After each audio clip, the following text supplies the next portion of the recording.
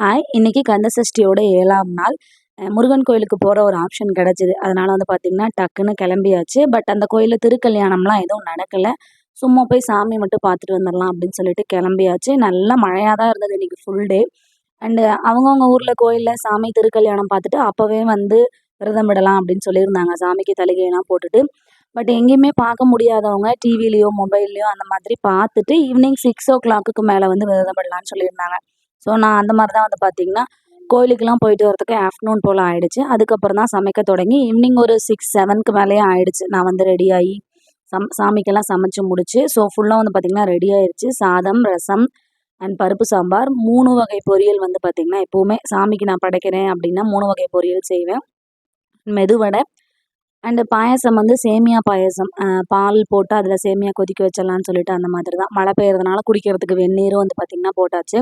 ஏன்னா பாயாசம் வந்து நம்ம ஜவ்வரிசி வச்சு, ஊற வச்சு செய்ய ரொம்ப லேட் ஆயிரும். இது டக்குன்னு செஞ்சிடலான்னு சொல்லிட்டு, பால்ல சேமியா வந்து பார்த்தீங்கன்னா, போட்டு கொதிக்க வச்சாச்சு. அண்ட் எல்லா வேலையுமே முடிஞ்சுது. திருப்தியா வந்து சாமி கும்பிட்டு வந்து பார்த்தீங்கன்னா, முடிச்சாச்சு. நான் சாமி கும்பிடும்போதே மேக்ஸிமம் ஒரு 7:30 அந்த மாதிரி ஆயிடுச்சு டைமு. ஸோ காலையிலேருந்து சாப்பிடாம இன்னைக்கு தான் வந்து பார்த்தீங்கன்னா, நல்லா வடை, பாயாசம், பொரியலோட வந்து சாப்பிட போறேன். ஏன்னா இந்த 6 நாளுமே நான் என்ன சமைக்க முடியுமோ, அத மட்டும் சமைச்சு தான் வந்து பார்த்தீங்கன்னா சாப்பிட்டேன். இன்னைக்கு சாமிக்கு திருக்கல்யாணம் படையல் அப்படிங்கிறதுனால, ரொம்ப ஸ்பெஷலா வந்து பார்த்தீங்கன்னா, சமைச்சு சாப்பிட்டாச்சு. அண்டு இந்த நம்ம ஷார்ட்ஸ்லலாம் பார்ப்போம் இல்லைங்களா? பிரியாணில சிக்கன், எக் அந்த மாரி வச்சு சாப்பிடுற மாதிரியே நானும் வந்து பார்த்தீங்கன்னா, வெஜிடேரியன்ல ட்ரை பண்ணியிருந்தேன். சூப்பரா இருந்தது.